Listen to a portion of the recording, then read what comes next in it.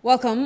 This is Good Afternoon, Ghana. My name is Ania Fompofo, and it's a Monday, so it's a day that we've set aside for the MPP where we get to speak with some of the aspirants or hopefuls that are seeking to take up offices within the new patriotic party and drive it going forward after maybe the current administration.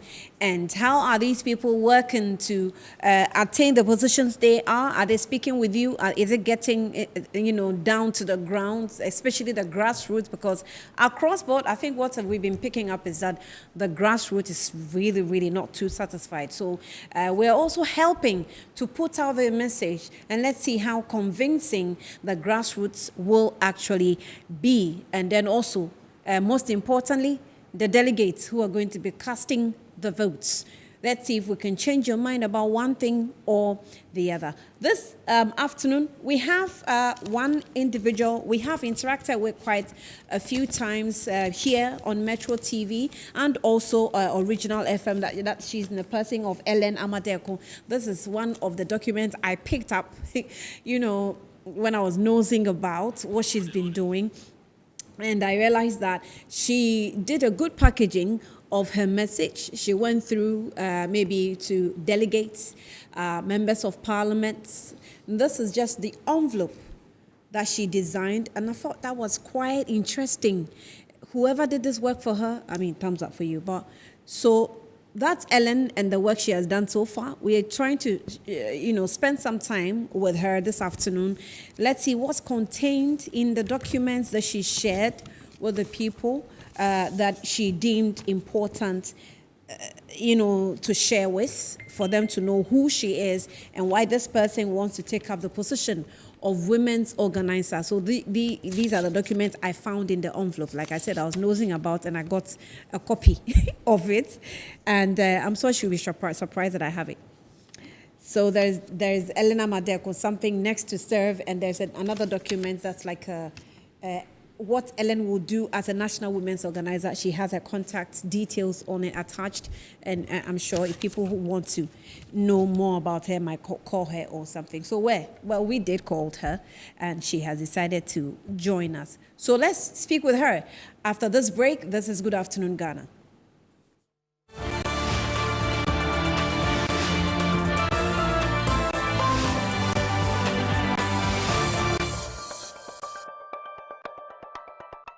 Welcome back to Good Afternoon, Ghana. So, like I said, I have Elena Madeko who is joining us this afternoon. She is a women's organizer, hopeful for the new patriotic party. We've had a number of them pass through the program, and I said earlier on that we, set aside Mondays to see if we can get into the heads, the offices, the plans, the brains of these aspirants to tell us more about them so that we can also help the delegates decide. She's with me. Ellen, you're welcome. Good afternoon to you. I'm not going to smile with you this afternoon. It's easy. So, I'll speak with Ellen, but for now, let me just use this opportunity to take you through, as we always do, a few tips about Ellen, what you want to know about her. So Miss Ellen Amadeko was born on the 24th of September 1982 in Techiman in the Bono East region of Ghana. She started her basic education as one of the foundation students of the Adventist Basic School, now Valley View Basic School in Techiman, from 1984 to 1990. She continued at the Labone SDA Primary School in Labone, Accra, from 1990 to 1995. Then St. Anthony Preparatory School in South Odoko, Accra, from 1995 to and completed in 1998. She then went to St. Rose's Secondary School in Akwatia Eastern Region from 1990 to 2001, where she had earlier secondary school education. Now, from 2002 to 2006, Miss Ellen Deko studied in the University of Ghana, Legon, where she pursued Bachelor of Science in Home Science. And from 2008 to 2010, she attended the Methodist University College, Accra, where she attained her Master's in Business Administration, Marketing. Miss Ellen Amadeko also is currently pursuing law at Gimpa Law School.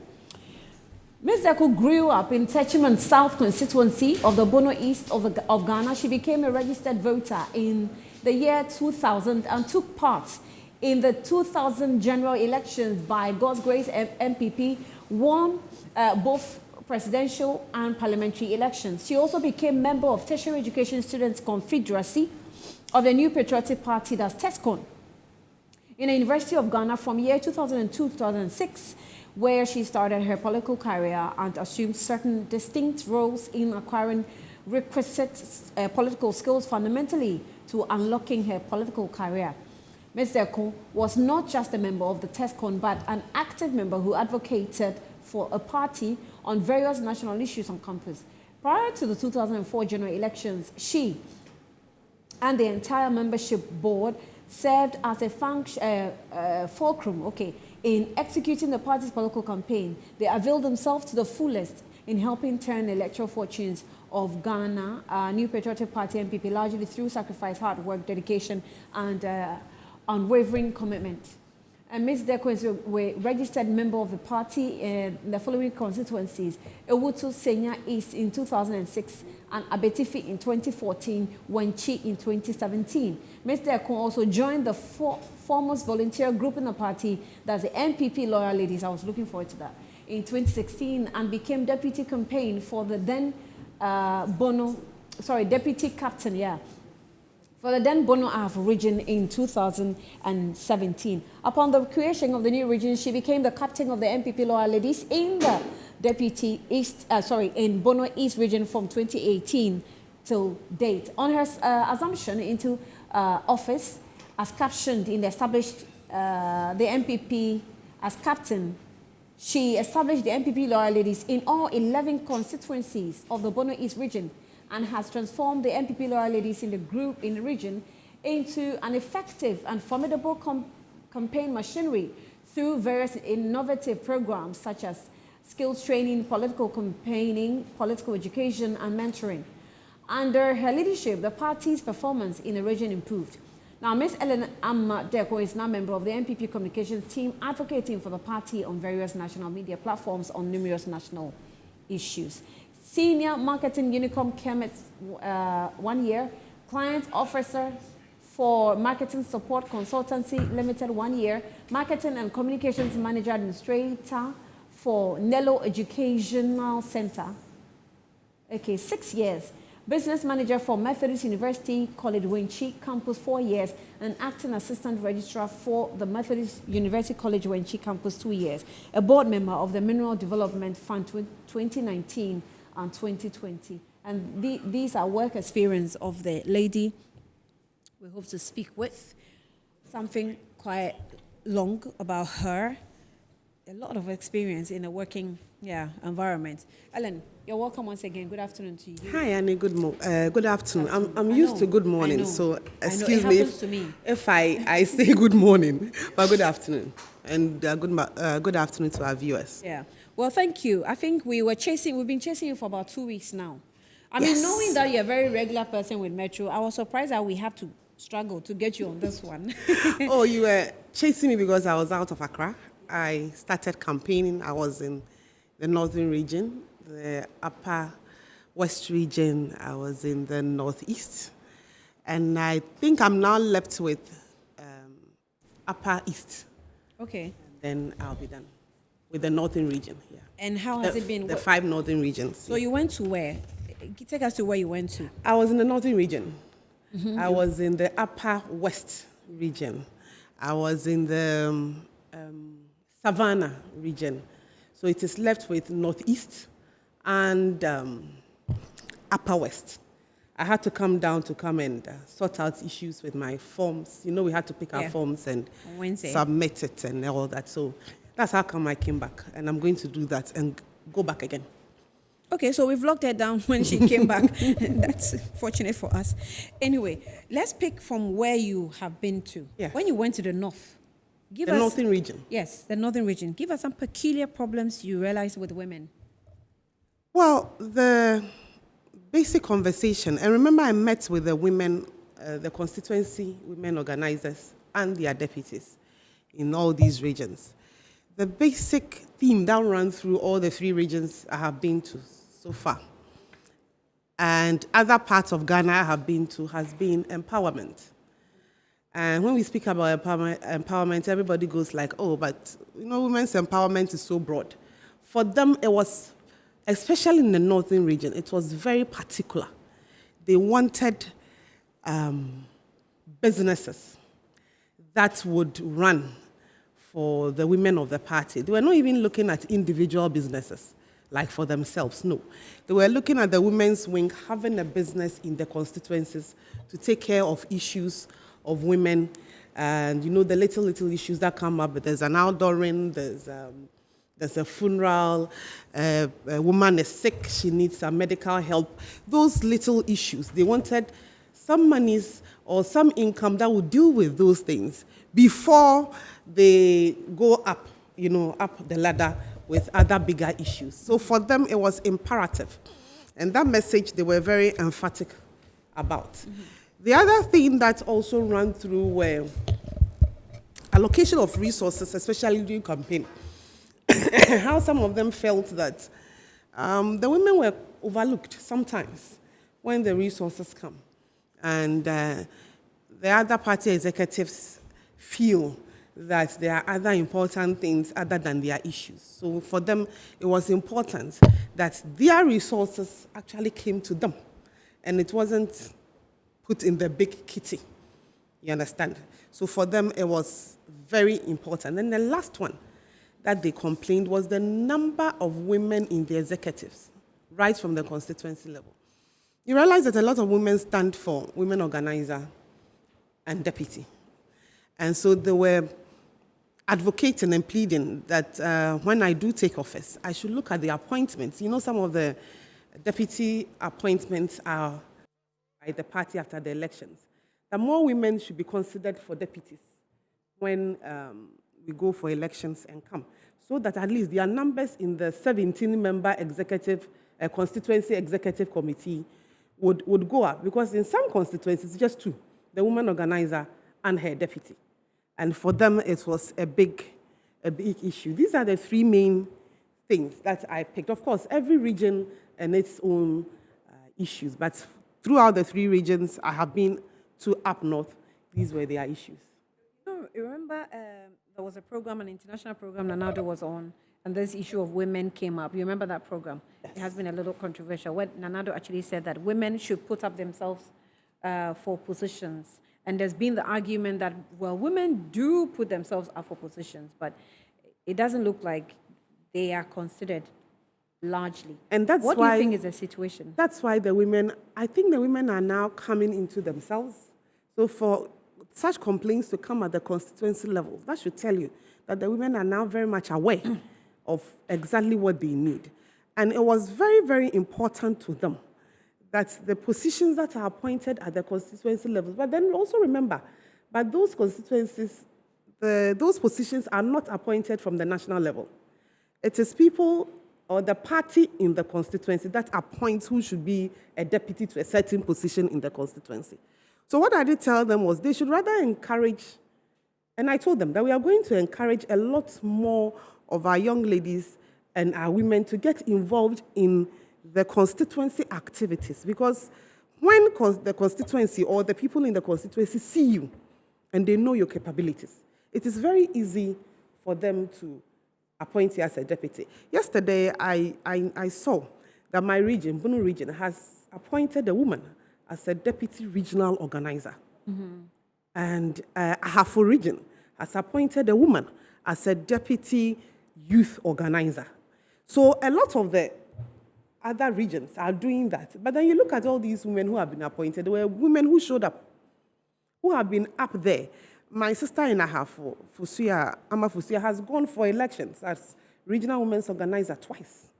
She lost out on both, but then the region felt that she was such a potential that they have appointed her as a deputy youth organizer.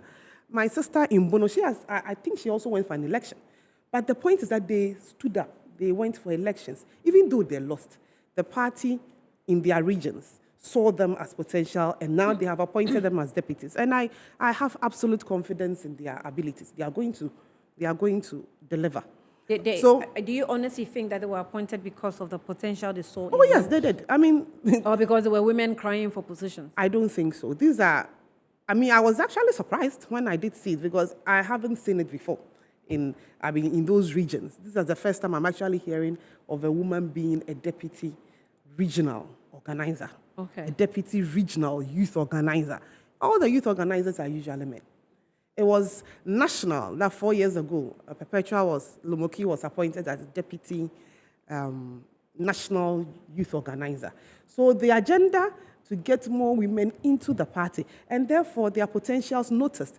And then, when you start coming up from the constituency to the region to national, then when your party does win power, you are also seen, and then you can be appointed for other positions. So these are all nurturing.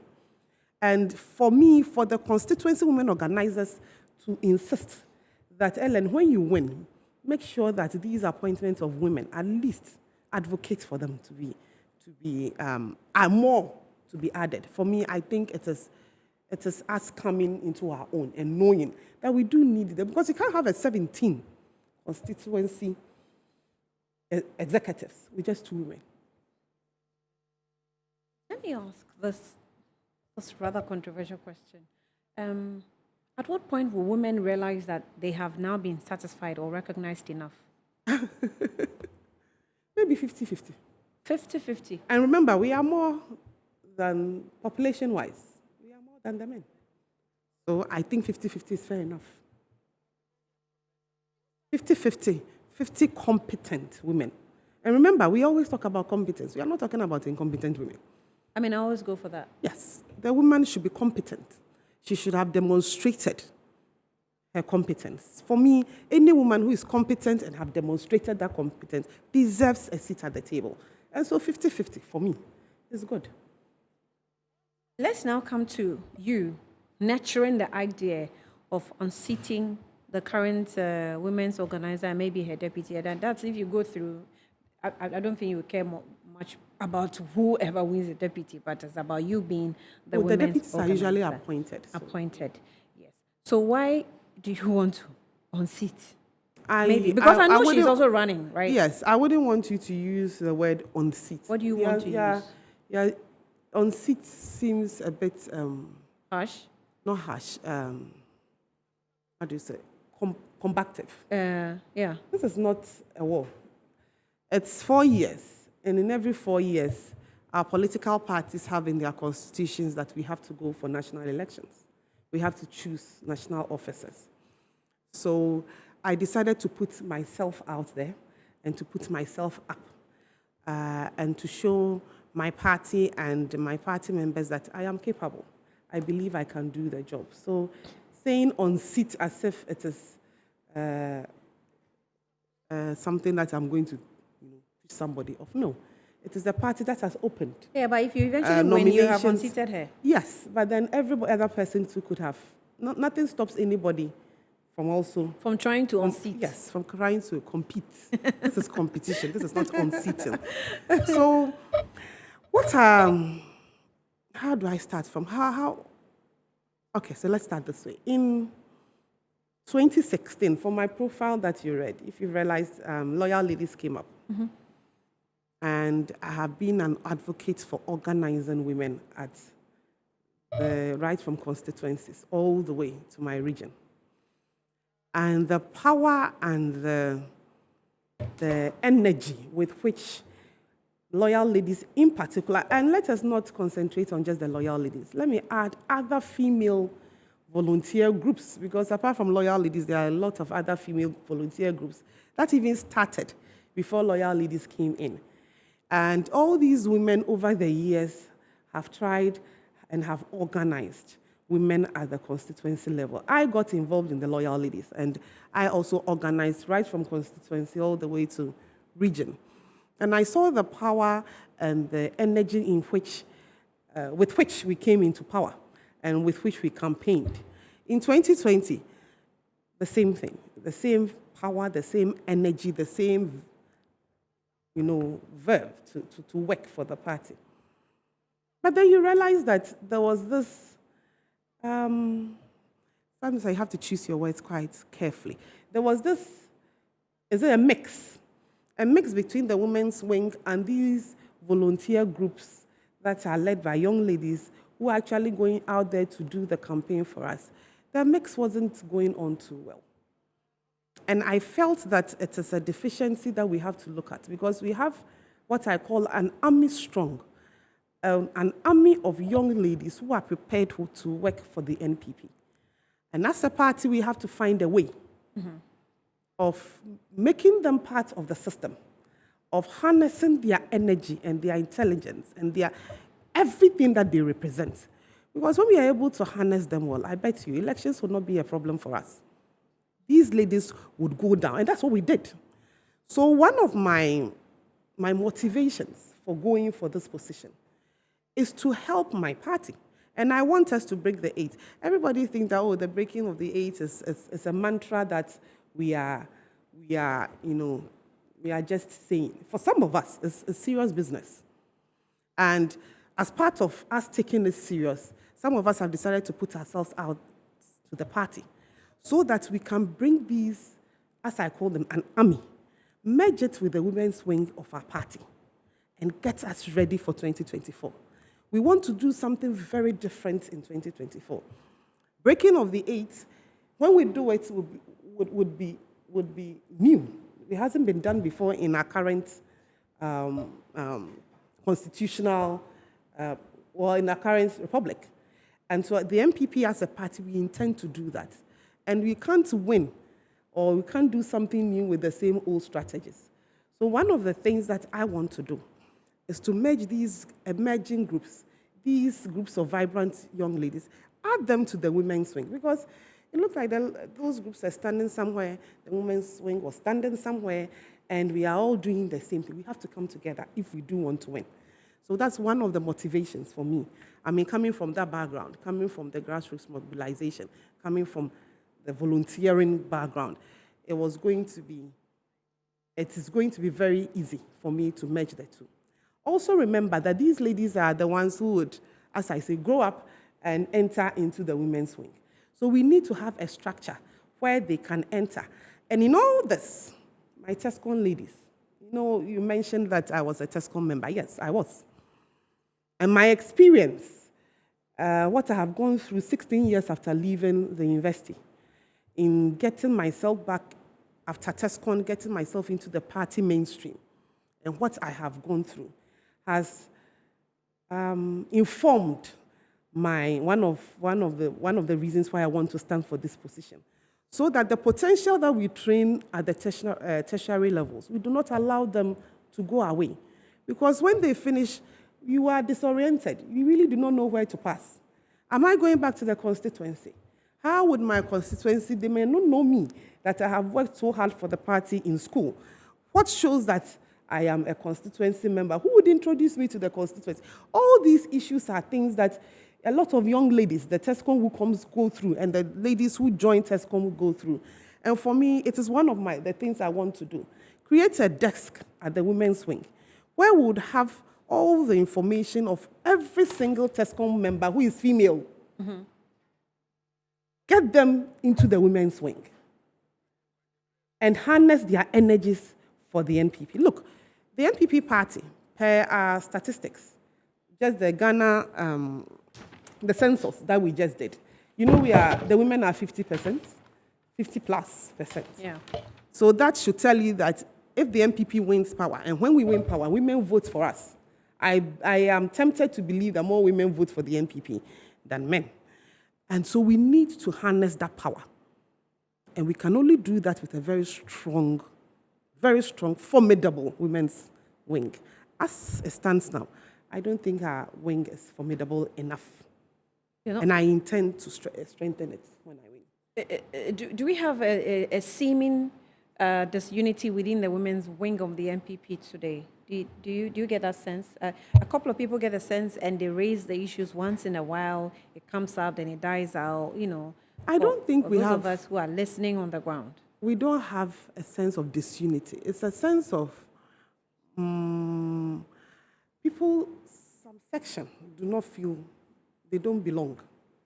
So I don't think it's disunity. It's a sense of belongingness.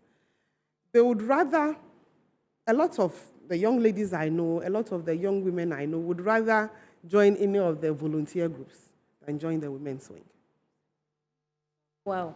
And The women's wing, which is the national Yes. wing of the... And remember, the women's wing is just not, it's not only at the national. We have it right from the constituency Right. level. And the reason that is there is, as I said, it's a sense of belongingness. And remember, the last comment I made about TESCON, when you finish the tertiary institution, and you've been so political on campus, and then you come back home, it is so difficult getting yourself assimilated back into the system. You meet a lot of pushback. You meet a lot of, I'm sure it's not just the women, the men also go through it, but our own is extra. And remember, women too, we have our own issues. By the time you're done with school, you are home, you have to work. Some are getting married, some are having children, all those things. And then it affects our participation. So you realize a lot of girls finish the university or the tertiary nursing training, they get into their jobs, they are done with the politics. Getting them back again becomes an issue.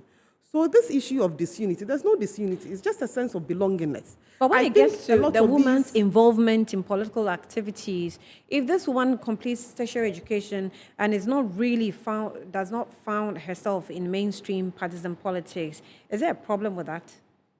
Oh no, remember I'm speaking to my party people. I'm speaking to women who are interested In politics. in continuing politics and doing politics for the rest of their lives. But what's your... So if you finish, assuming you're even a TESCOM member and you finish and you're not interested, I mean, nobody forces you. I'm looking at the women who are interested. What do you think about partisan politics in our tertiary education, where both leading political parties have established their roots in I the think schools? it's- What do you think of it? At the tertiary level, almost everybody there is above 18 years. And our constitution allows for freedom of association. So if the political parties are there, nobody forces any student to join any political. Nobody forced me to join TESCON. I work there myself. So there's nothing wrong at the tertiary levels if the political parties have set up. I think it is even one of the best places to nurture. Look at almost all the leaders we have. Let's speak more about the men. Almost all of them went through a form of training, political training on campus. I went through it. So there's nothing wrong with it. I think it actually brings out your talents, it brings out the interest, because that is a place where you are carefree, you are free to join. I mean, some even switch parties. Somebody was here the last time. I realized he was on the other side. It's all part of it before you make up your mind for the rest of your life. So for me, I think it's one of the best things that could have happened to our politics. So it's something that should be maintained. Oh, yes, it should be. But then they should also be checked. The parties should keep an eye on them. And that is one of the things that I said, I've gone through that system. But should there be limitations? No. They should keep an eye on them, but should there be limitations? They should go through their democratic processes as they do go through. They go through elections, the students campaign, just like they do with the NUCS elections. They should go through all that. It's just that this is affiliated to a political party. So the political party must also have an eye. That's why it is the youth wing or the youth organizer the national youth organizer that takes care of TESCON. Yeah, but you see, you've seen how nuked elections have gone for so many years. A lot of the times you find that, the party in government has a hand in the whole election processes, and before you know, there are allegations of rigging, and it's always problematic. NUCS is different from TESCON. I know. Is it time? Is it TAME for the NDC? So NUCS, I was not involved in NUCS issues. I was more with my political party. And NUCS have to they have their constitution. So they have to enforce it. But you still have political hands in it. Of course, that one we would have it. But it is up to NUCS, if they want to survive and be relevant, they will have to decide that we are from both sides. Because you cannot, all the students in NUCS are not from one political party. Yeah. So we are from both sides. But when we get here, we are going to behave like students. We are going to take our issues and leave the politicking to TESCON and TAME. That is up to NUCS. But you know that's almost impossible. It is possible. How? Because the NUCS that some of us knew, I didn't join. I mean, being a student, automatically I was a member, but I wasn't involved in their politics. When I was in Legon in 2002 to 2006, Nooks was very strong. And yes, we knew that this Nooks member might be NPP, or this Nooks member might be CPP, or this Nooks member might be whatever. But it never really affected what they wanted to say. If there's an issue, they speak about it as a group. And I think they still do that. But as for telling members that they shouldn't join political parties, that is impossible. And as for political parties not influencing, we can only talk about it. But how to stop it will be a bit difficult, because it is their members that are in there. There are some issues when it comes to women in politics that sometimes becomes too sensitive for women to want to highlight, especially those who find themselves in active political roles. And that has to do with sexual harassment and some of these things. And you being someone who wants to go for that position, what challenge do you foresee should you win? It's not just with politics. I mean, women go through a lot of harassment in all levels of society. We've had little girls who have been raped. It's a part. And so we deal with it just like the law says we should deal with it. That's if somebody is able to report. I can assure my women, those listening to me, that if you're able to report that somebody is manhandling you or is harassing you, as a party and as a women's organizer, the National Women's Organizer, I'll take it up. The issue is with reporting. If it happens within your political party, I'm talking about my political party. You can work on it. In this conversation, it is the MPP we are talking about. Yeah. So everything I say is about my political party. So if any member of the NPP, female, woman, is able to come and report, Ellen, I am going through this. We'll look at it. If it means we have to get the police involved, we get the police involved. If it means we have to, it's not a matter of the police. Depending on what, you never know which situation will come up. But the point, without as I fear of said, being hounded or victimized. The point, as I said, is would the person even come and report? Because I've not heard of anybody reporting such an incident. I haven't experienced that. Nobody has harassed me. You haven't heard that before? Yet. I don't know about the future. But as it is now, nobody has harassed me. And so it will be difficult in politics. That is, I have experienced harassment. Been harassed before. I've experienced harassment in other areas of life, where the language used, the things that people say, sometimes it connotes certain things. Oh, but sometimes even positions that you're offered, you and then you hear that. Even on social media, we are harassed and insulted every day. So that one, I've taken it, as I say, like pomade. But I'm talking about sexual harassment when somebody actually comes at you physically. I haven't experienced that. And I'm hoping that we can create an environment within the women's wing where the women will feel safe enough to come and report such issues. How you do but that? Then remember, let's pick social media, for example. Social media is maybe, I would say, one easy place that women are consistently attacked. And that's when they get a lot of very rude, queer, rough words, to describe them. And it's the easiest way to get at them. Are you able to work on anything like that connected to digitalization, social media usage, as far as women and their dignity preservation is concerned? Honey, these things, you have to take it up as a person that you want to report it. There have been instances where I have been on Good Morning, and some of the comments that come, and you have advised me on numerous, Ellen, don't look at it. And so a lot of women also do that. You just look at it. I have had people send DMs, messages to my DMs, some nude pictures, and all manner of things. It is up to me, the victim, to decide that, look, I have hit my limit with this, or this one I would ignore, or this one I will actually report it. Wait, they sent nude pictures of you or something? Why are you going to get my nude pictures? So they are on mute. That you should do what with it? Honey, when we finish, I'll show you some. They're trying to turn you on? I keep on constantly deleting things. How will I know? What are they trying to You open your Facebook Messenger and all manner of things. So wait, these pictures were coming from men? Yes, most of the time, their own nudes? Yes. They're telling you who they are? Honey, I don't even watch it. So wait, I don't look at it because it's absolute. With all due respect, this is daytime. You never mentioned this to me. Daytime TV, so you can't say some of them. But these are the sort of things that I'm sure you can speak to the other females when you meet them. No, There's some of us, we don't even go into Facebook messengers. Some even have the nerve to be calling you in the middle of the night. I remember when my posters started going on. Somebody called me at 1 a.m.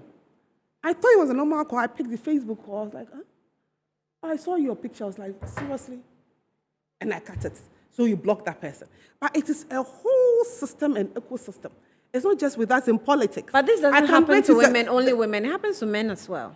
And women also really hunt men. I haven't heard, we are talking about women issues, so I'm talking about a lot of these movie actresses, they also go through the same thing. I think it's just this thing with you being in public or being your face showing up in public. So you need to you need to learn how to deal with it. Let's pull the brakes here. When we come back, some of your messages are coming through. I'll read them. We're with Ellen Amadekon on Good Afternoon Ghana. She is women's organizer hopeful for the NPP. We're back shortly.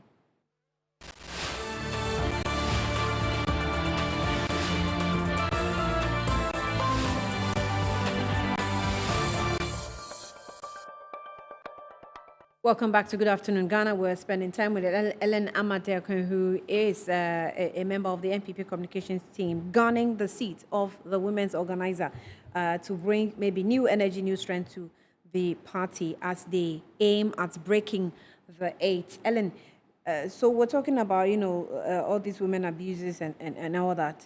People say that you are very hot-headed. Wow. Hot-headed as in? I'm sure this is not the first time you've heard this. I'm not sure you I am not a timid person. It's never been me. I've never been timid. Those who know me right from my school days will tell you I've always been a very vocal person. One of the things I dislike, or let's say two of the things I really dislike, is when somebody tries to belittle me or belittle my intelligence. It means automatically you get me, rising up to the occasion. Another thing too that I really hate, when somebody also tries to belittle people who he or she thinks he's better than. And apart from that, those are the times that you really see me in my full hot-headed. Yeah, people don't like that, but people can control their anger. It's not a matter of anger. Oh, Annie, you haven't seen me angry. I don't get angry. So I haven't seen you angry yet? No, I don't get angry. And I learned that very young because I realized that when I got angry, I just couldn't control myself. So, with the help of my parents. So I really do not get angry. As in angry, lose control. No, I don't. What I do is that it will affect me, and I'll tell you in the face. I'm not one to keep things within me because I just can't. So if you offend me or I feel offended, I'll let you know. Annie, I feel offended by this. When we talk about it, we are done. We are gone. I've forgotten about it. So if that's what people think is hot-headedness, I don't think I am. I'm a very, I'm a very particular, meticulous person. I actually do take an interest in everything I do. I just don't react. So when you see me do anything, I have really thought about it before I do it. And that's so when you do things and somebody may consider it as a mistake, we shouldn't consider it as a mistake. Well, they are mistakes. Especially when you say something. I'm a human being, so definitely I do make mistakes. But when it comes to issues of, I'm sure people are saying this because of communications, and when I am on TV or when I'm sure sometimes you receive some of the messages. Yes, when national issues come up, and we are discussing it, especially with my brothers and sisters in the NDC. When you see me reacting that way, I have actually thought about it. Yes, you might not like the reaction, but it depends on the situation. So most of the time, there have been only one or two incidences, and that was even with you. When somebody actually had the nerve to bring up my mother, and that is when that really got me off. But apart from that, any other incident I have really thought about, and that's how I am. It's just that I'm also a very free person. I mean, I expect people to tell me the truth as they say it, and I do take it.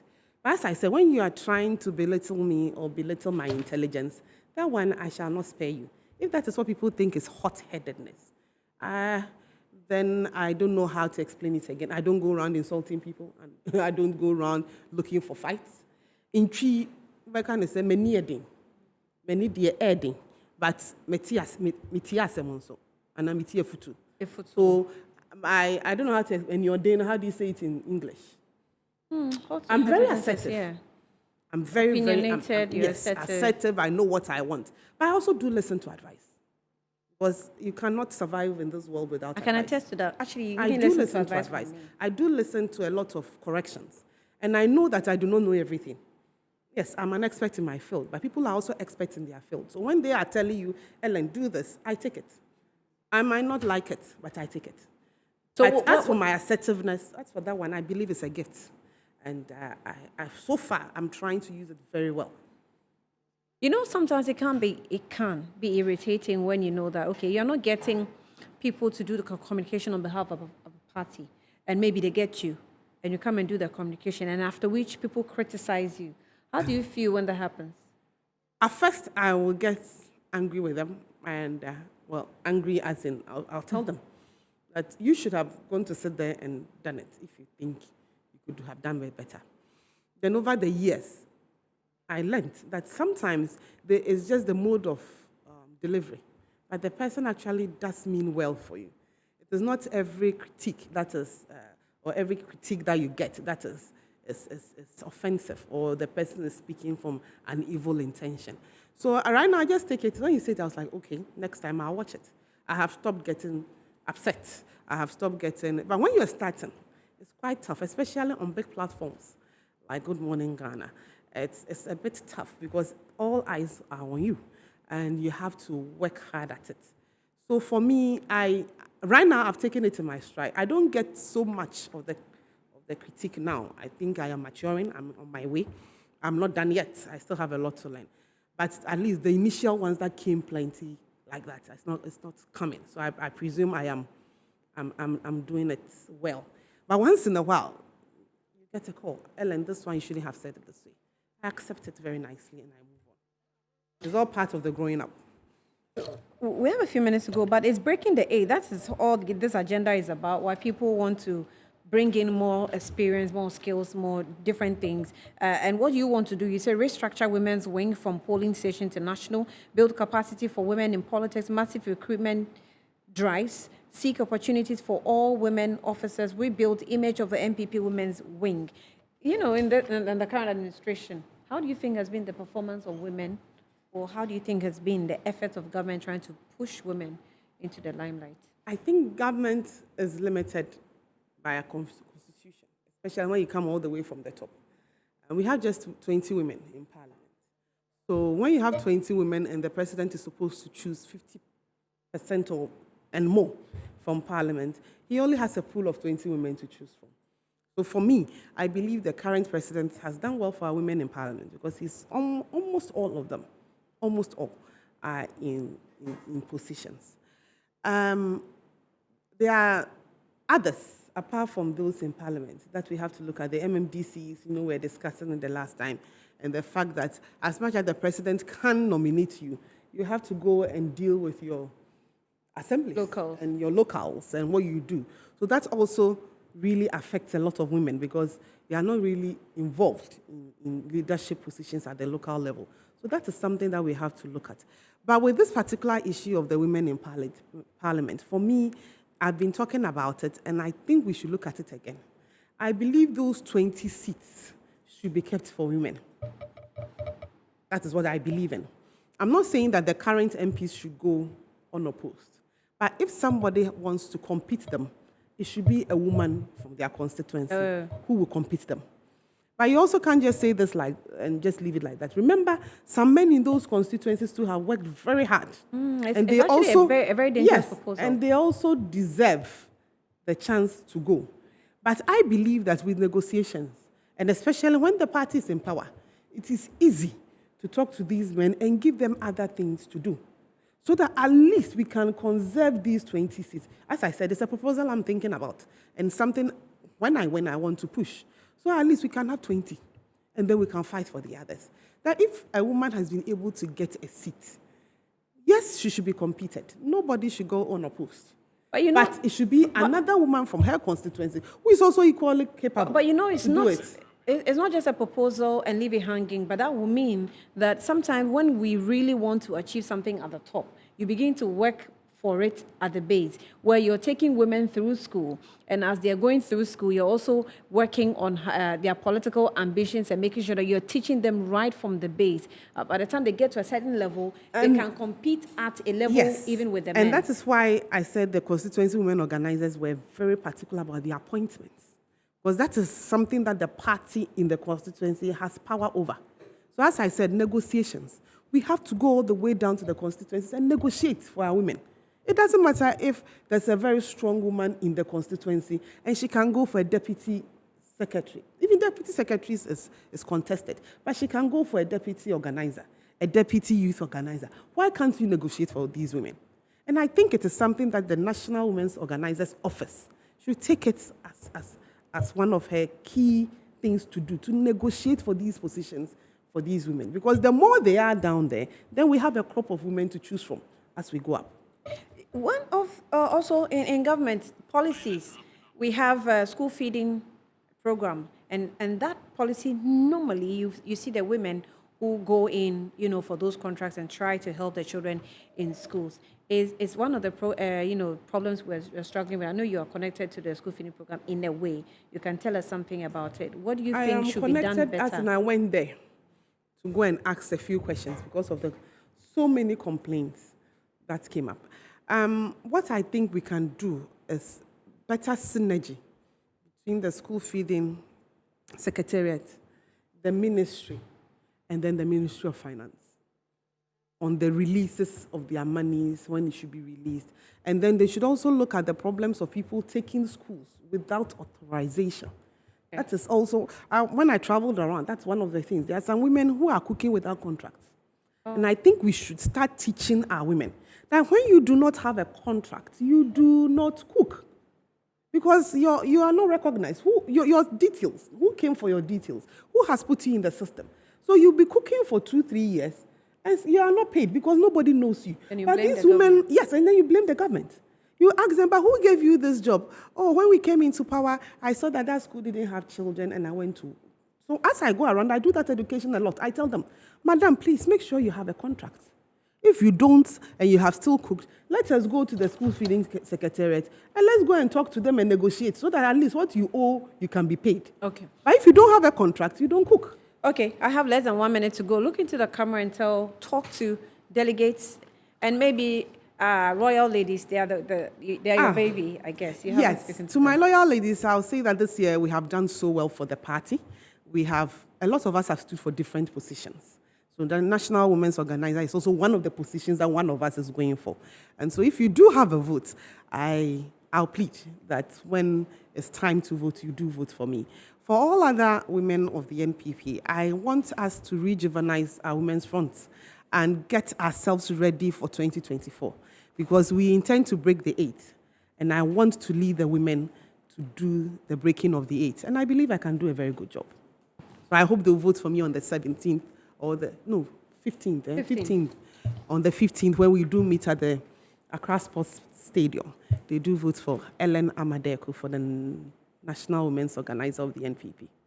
Well, so the NPP primaries, they've gotten to the stage of the national positions. And like I said, I've been hosting a couple of the national hopefuls. And today I dealt with the Ellen Amadeku. And like I said, this was what she was taking around. Some of the executives and members of parliament as well, just to send her information. So how did you get this? If that is left for myself and my producer.